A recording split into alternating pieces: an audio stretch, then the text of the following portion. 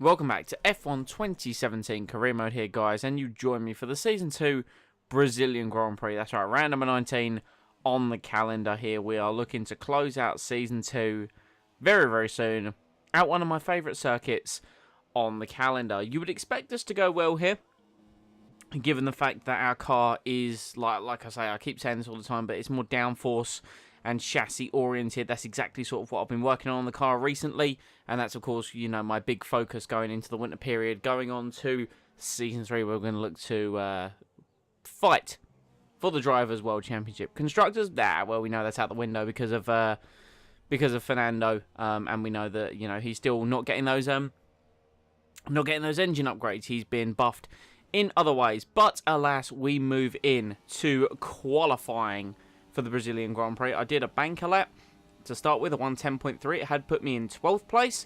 Wasn't too happy with it, so we're going for another one into the center ash. Just hug the curb on the inside. Car naturally drifts a little bit wide as we take the right, and then the long flowing left hand, just trying to input as little steering as possible to make sure as little speed is scrubbed off down towards turn 4, braking just at the bit of concrete there, hugging the curb on the inside. A little bit too tight for my own personal liking, so we lost a little bit through there and then rode the curb on the inside. Now we move up to the double right-hander, just tap the brakes at the 50 metres, chuck it in, follow the racing line. The car will drift out. I have obviously extended the track there a little bit. That actually hampered my entry into the following right-hander, so albeit my delta may have gone up for the one specific corner, I then did lose a little bit of time there into this very tricky right-hander. Hard to get it right on the apex just there, just due to the shadowing on the circuit. Of course, qualifying was a little bit overcast, as you can see, down through Magullo, and then on the brakes hard for Young Cow, arguably the most important corner on the circuit, as you have to punch it out of there, and then just the power all the way up the hill to the left-handers, once again just inputting as little steering as possible to not scrub off any kind of speed. DRS open, max fuel mixture across the line. It only put me 12th. Luckily, what I had done is I had fueled up enough for another run, and this run here was better, a 1/10.5 up, and this time we were better through turn 4. We didn't quite run as wide, and we didn't hug the curb on the inside through Megullo once again, down across the second sector. It is once again just a 1.5 improvement. Better through Young Cow this time around personally. Did touch the curb ever so slightly on the exit, so our delta isn't going to be as high as we charge up the hill, but it's nearly 2/10 up. DRS open across the line. Where's it going to be as we build to over 200 miles an hour? It's a 19.9, and it put us P8, so 2/10 of a second found us 4 positions on the grid. We moved to the end of the session. As we know, everyone did improve, but that put us P10. Fernando up there in P5, with Hamilton on pole from Seb Vettel. Only 28 thousandths of a second separate them, and then only a 10th between the top 3. So, yeah, I mean, Alonso's up there because we know that he gets the buff in downforce and chassis. So, the race. Raining at the start. Raining at the start of the Grand Prix, and then dry for the remainder. So, obviously, the game was trying to get me, like, it's really annoying, like, with the strategy, especially at the start of wet races. You can't actually change it too much from the inters. You can't go inters to dry. You can't predict any kind of strategy with that. But we have 5 lights at Brazil. Lights are out and away we go on the intermediates. Got a good start compared to the Force Indias. Then Perez, unfortunately, my second phase of the start was really awful, but we're going to send it right down the inside. Alonso's trying to go around the outside of Raikkonen. We're sort of getting a bit argy-bargy with Verstappen. Nearly dropped the car on the exit on the second part of the corner. Ricciardo's moved himself up. Grosjean's had a worldly start because he was outside of the top 10, and he's up into P8. But what I was saying there on the strategy select screen is you can't actually sort of select what dry tyres, so you sort of have to come up with your strategy on the fly there. Speaking of on the fly, lap 5, flying was the last thing we were doing. We've already fallen 4.5 seconds back from Alonso, and Daniel Ricciardo is all up behind us, and I found the car, honestly, it was horrible to drive in these conditions. I just had absolutely no pace whatsoever. Daniel Ricciardo was just all over me in this phase of the Grand Prix. I just feel as if I had no speed on corner entry, no grip mid-corner, and no traction on the exit. So I was just losing time hand over fist. I was basically a mobile chicane for half the field at this point. You can see here Daniel Ricciardo just gained so much mid-corner on me, and then I've just got to try and defend around the outside. The only reason I really kept the position is because I squeezed him, and then through this corner we're just going to squirt the throttle and use the understeer to force Ricciardo out of the move. So a little bit dirty on my part, but you got to do what you got to do to defend the position. I'm sure a 5-6 from Mclaren Honda would be a very good result around Brazil. We'll take all the double points finishes. Big cut now onto lap 10. Kimi Raikkonen had actually encountered a bit of an issue. My engineer told me a few laps ago. Well, obviously Alonso's passed him, and we've been catching him over the past few laps. He has been slow. He's been consistently lapping in the 124s and the 125s, or we've been in the late 22s, which still isn't exactly very fast. As you can see, Alonso and everyone else has just disappeared off into the distance. You can see here the rain has stopped, so there's only sort of light drizzle, and you can see here by the end of lap 12, it has been decided that the track is ready. No sort of DRS disabled, or sorry, DRS enabled at this point, so the game hasn't told me it's ready for dry tyres, but I could feel it underfoot, just trying to control the car. It was ready for dry tyres. So we're making a gamble here. We're coming in, end of lap 12, beginning of lap 13. We're fitting the mediums. We are going to the end of this Grand Prix on this set of tyres. At this point in the Grand Prix, I felt as if it was the only way we were going to get any higher than the 6th place that we were in. There was realistically no point in me strapping on the super soft tyres, because the guys in front that I predicted that was the strategy they were going on, I wasn't 100% sure. They're so much ahead of us, we're not going to gain anything on them. And like the guys behind me, it means that if they do get past me in the pit stop phases, they're going to have to make an additional pit stop. But yeah, you can see here the car wasn't too bad initially on the mediums. I just sort of basically my ethos was it was go as fast as you can, because as Martin Brundle once said it, as you see DRS now enabled, so the game is saying it is now time for dry tyres. Martin Brundle once said, you know, the easier you go and the more care you take, the slower you go, which means the heat goes out the tyres, which means you have less grip, then the slower you go. Realistically, my theory was just out the pits, maximum aggression, keep the heat in the tyres, and you can see here everyone coming in. We actually set the fastest final sector of the Grand Prix that time around, and as you can see, everyone has gone on to those super soft tyres like I said they would. And you can see Sebastian Vettel only just coming out the pits. He was obviously a long way ahead of us. Now, I don't know if he was so far ahead of us, he pit for inters, like, did an inter stop and then another stop for dryers, or just another stop to dryers, but basically, yeah, he was not very quick.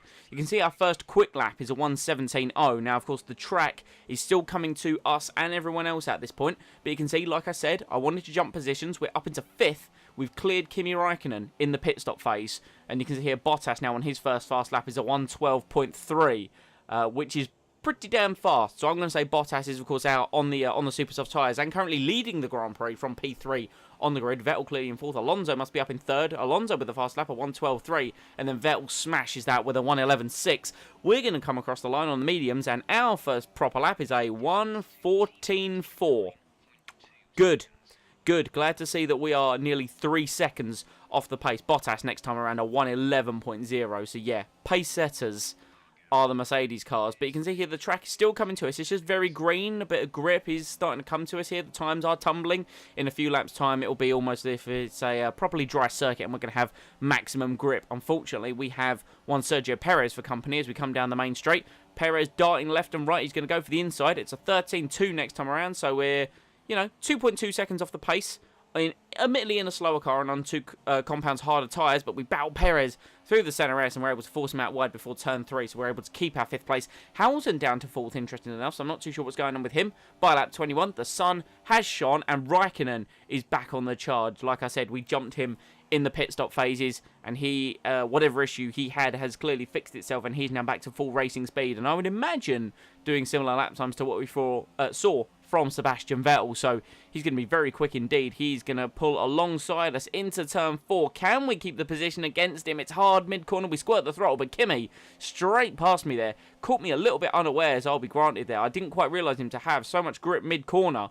Clearly we're not racing Kimi this afternoon in regards to speed. He's got to make another pit stop. So like I said, he's been on those supers now for 8 or 9 laps, so he's clearly going to have to make another pit stop, and in the sort of the 4 or 5 laps he's got left on those tyres, he's not going to be able to pull out, hopefully at least, not going to be able to pull out like the 20 or so seconds it takes. Then again, by the end of the lap, we're going to see Kimi has pulled out a bit of a lead on us. And actually, Sergio Perez makes a huge pass around the outside. Already pulled completely ahead of us by turn 1, but then double locks up into turn 1. I was a little bit unsighted, really. It sort of took me by surprise because he disappeared from beside me and just disappeared straight on, as you saw. We're going to get a replay of it right here. Obviously, Verstappen straight behind us as well. And yeah, Perez just straight on. Just very bizarre incident. I think his outside right front must have got caught on the grass, and as he tried to turn in, nothing. You can see Ocon there. I'm on the Toro Rosso just going past him. So, by lap 24, Hamilton been in the pits. He's back ahead of us and dropped back. He's on the soft tyre, so he's going to the end of the Grand Prix. And we've got Verstappen trying to attack us into turn 1. We've braked very early, as a matter of fact. And Verstappen, credit to him, has completely done me into turn 1 with how early I had to brake just there. Bearing in mind, very much like Kimi Räikkönen, he has another pit stop left to make. So we're going to open the DRS and try and chase him down into turn 4. But nothing doing. Verstappen just too quick on those super soft tyres. Hamilton there, obviously, on his new tyres of 110.5. By the end of lap 25, Verstappen had pulled a bit of a lead on us, but he pulls into the pit lane. So we go back up into 6th, and Räikkönen in the pits just there has now fallen back behind us. So we are back up into 5th position. So that's the highest place we can hope for this Grand Prix as we get the Center S completely wrong there. So 10 laps remaining. Lap 27 or lap 28, we pull across the line, and the tyres came into almost a secondary bit of life. We do a 13.1, and Kimi bearing down on me does a 10.4. So only 2.7 seconds faster than me. And by the end of lap 29, beginning of lap 30, Räikkönen in the Ferrari on a rampage, back down the inside of the Center S. He's pulled most of the way ahead of us. Can we try and hold it on the inside? Just squeeze him out just there against the Ferrari. That slows his momentum and means hopefully he shouldn't be able to have a go at us. No, he doesn't have a go at us into turn 4. A few laps later now, closing on to the end of the Grand Prix. Not too much action has happened from my perspective here. Räikkönen going to try the outside of the Center S. We squeeze him a little bit. Kimi trying to get through. We squeeze him out. Means he can't get the inside for the next part of the corner. And we've got other cars just there. So Räikkönen has Ocon for company. Ocon, similar to myself, went straight from inters to mediums. So we're on a similar strategy. Alonso has unfortunately dropped back to 4th. And now Esteban Ocon has got past Räikkönen, and he's going to be trying a move down the inside of turn 1 with his Mercedes-powered car. We're both on similarly warm mediums. I think he pitted a lap or 2 laps later than me off the inters. So, yeah, driving this car on 20-odd lap old medium tyres was not exactly a joy around Brazil, but it's the best I could hope for as we now move to the inside to try and protect ourselves into turn 4. Hope Ocon can't get past. He had a lot of speed almost through the mid-corner, but wasn't quite able to get through on us. But by the end of lap 36, Räikkönen was the car back behind us, but didn't have another opportunity against us. So Bottas wins the Grand Prix, I would assume, from Vettel. Then Hamilton. Alonso comes home P4. We're going to bump it up to Rich to just come across the line ahead of Kimi Räikkönen. It's P5 for McLaren. That's the end of the race. We'll see you in Parc Fermé.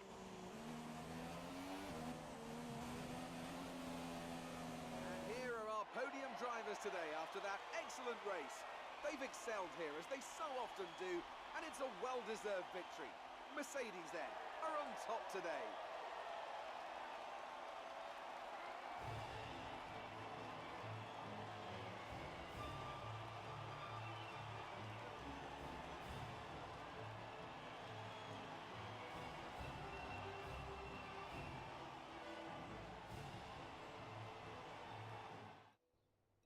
So Bottas wins, Vettel second, Hamilton third, as I said, and McLaren 4-5. Me coming from P10, Alonso from P5 then. Räikkönen, Ocon, Verstappen, Ricciardo and Sainz rounds out your top 10. Ocon appeared to be the only other car than myself trying the one-stop, and it benefited him because he moved up from his starting position over to the Drivers' Championship. We are P3 still, and we are 15 points ahead of Kimi Räikkönen going into the final race. So the battle for P3 isn't quite done. Bottas has, of course, pulled ahead of us. Mathematically, we can still beat him, but realistically, I don't think we're going to, and we have solidified third place in the constructors. So, all in all, a very good season for us. We get to round it out in Abu Dhabi, but like I said, mathematically, we haven't really got much left to do. We just need to make sure we don't finish too low in the top 10, and obviously hopefully don't have Räikkönen win the Abu Dhabi Grand Prix. I mean, the only way we're going to beat Bottas is if he comes P9 and we win the race. Which is possible because we've won 4 races this season. But guys, that has been the Brazilian Grand Prix. I do hope you have enjoyed. Please leave a like if you did and comment any feedback down below. Next time out is the season finale in the Abu Dhabi Grand Prix. And of course, in that video, we will see the upgrades I intend to do over the winter break into Season 3, where, like I've said, I intend to win the Drivers' World Championship for McLaren Honda. Please remember to subscribe and enable them notifications to be kept up to date with the content that comes to the channel. And I will see you all next time.